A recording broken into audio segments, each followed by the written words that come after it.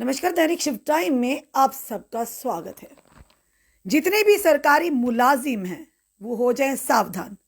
ये खबर जो है उन्हीं के सरकारी कर्मचारियों से रिलेटेड है।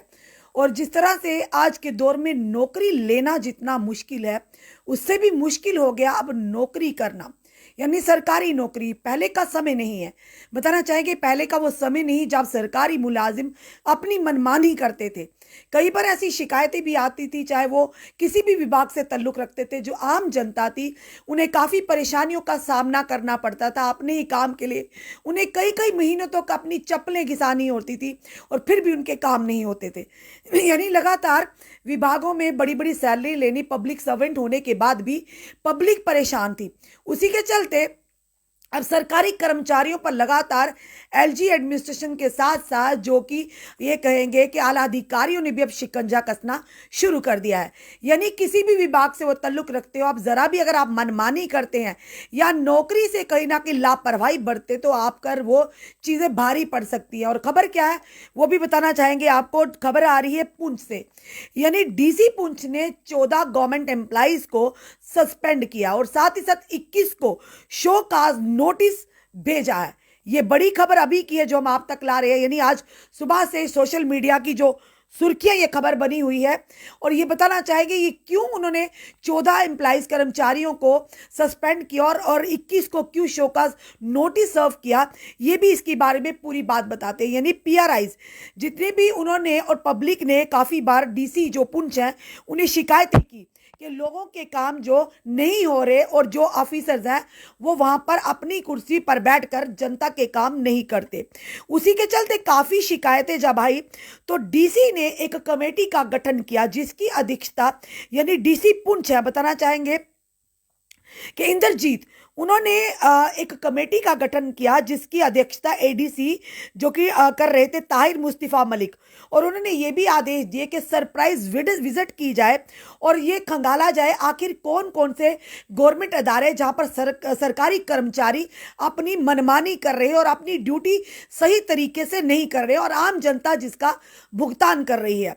और उसी के चलते बताना चाहेंगे आपको कि जिसमें जो डिपार्टमेंटों में जो लोग यानी कि ये जिन 14 लोगों को जो सस्पेंड किया और साथ साथ 21 को शो काज नोटिस दिया, उनमें से सब गजटेड ऑफिसर यानी कुछ गजटेड ऑफिसर भी थे, आला अधिकारी भी थे। उसी के चलते जिन डिपार्टमेंट पर उन्होंने छापामारी की, जल शक्ति विभाग की बात करें, प्रधानमंत्री ग्राम सड़क योजना और फ्लोरिकल्चर डिपार्टमेंट में, इन सरकारी इदारों में जबकि डीसी जो पुंछ है इंद्रजीत उनकी हिदायत पर एडीसी के द्वारा एक टीम का गठन किया गया और उन्हीं टीम के द्वारा जब छापामारी मारी गई तो उसी के चलते अनऑथोराइज एब्सेंस ऑफ ड्यूटी यानी कि बिना किसी अथोराइज के वो ड्यूटी से लीव लेते थे और ना ही उस रजिस्टर में ये होता था कि फील्ड वर्क कर रहे हैं या कोई भी डाटा उस रजिस्टर में यानी कि वहां पर नहीं उस डाटे की डिटेल होती थी, यानी अपनी मनमर्जी से कहीं ना कहीं। और साथ ही साथ उन्होंने ये भी कहा कि कई एचओडीज को ये भी नहीं पता कि उनका स्टाफ आखिर उनके वेयर अबाउट्स क्या है, यानी वो कहां पर है, किस फील्ड में गए भी हैं या नहीं गए, यानी अपनी मर्जी से आप अनऑथोराइज तरीके से ड्यूटी से एब्सेंस रहते थे। उसी के चलते पीआरआईज ने भी काफी बार शिकायतें की, यानी उसी के चलते ये जो कि कदम उठाना पड़ा।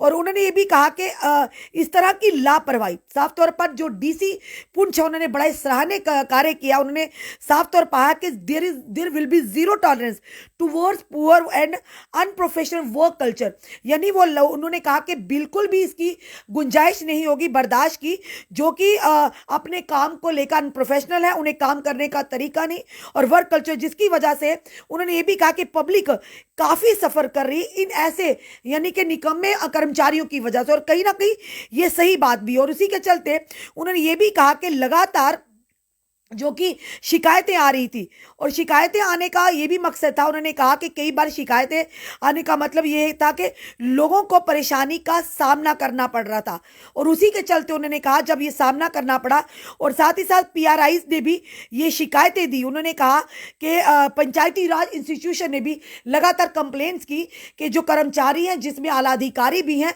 वो अपनी कुर्सी पर यानी बैठते नहीं, यानी कि वो एब्सेंस रहते हैं ड्यूटी से। और जब उन्होंने पूरी पूरे तथ्यों को सामने लाया तो उन्होंने ये पाया कि जिन रजिस्टर्स पर, यानी मूवमेंट रजिस्टर जो होता है, जब आप बाहर जाते हैं, अगर सरकारी मुलाजिम है, अगर फील्ड वर्क करते हैं, तो उस रजिस्टर में वो डिटेल भरनी होती है कि हम यहाँ पर पूरी डिटेल देनी होती है, हम किस जगह जा रहे हैं, फील्ड में जा रहे हैं, कहाँ पर जा रहे हैं। फिलहाल वो भी मूवमेंट रजिस्टर में भी कोई इस तरह की एंट्री नहीं थी, और साथ ही साथ यानी अनऑथोराइज तरीके से वो लीव लेकर घर पर बैठे हुए या एब्सेंट थे ड्यूटी के। उसी के चलते एक बड़ी कार्रवाई हुई है, एक गाज गिरी है, जिसमें से 14 फिलहाल जो कि कर्मचारी, उन्हें सस्पेंड किया गया, और 21 कर्मचारियों को शोकाज नोटिस दिया गया, और साथ ही साथ ये भी कहा गया, समय निर्धारित किया कि विद इन 7 डेज आप अपनी जस्टिफिकेशन दे, यानी आप कहां पे 7 दिन के अंदर अपनी तरफ से जो अपनी राय है, यानी अपना पक्ष वो रखे। इसी के चलते फिलहाल ये कहेंगे कि अब सरकारी मुलाजिमों पर भी शिकंजा कसना शुरू हो चुका है।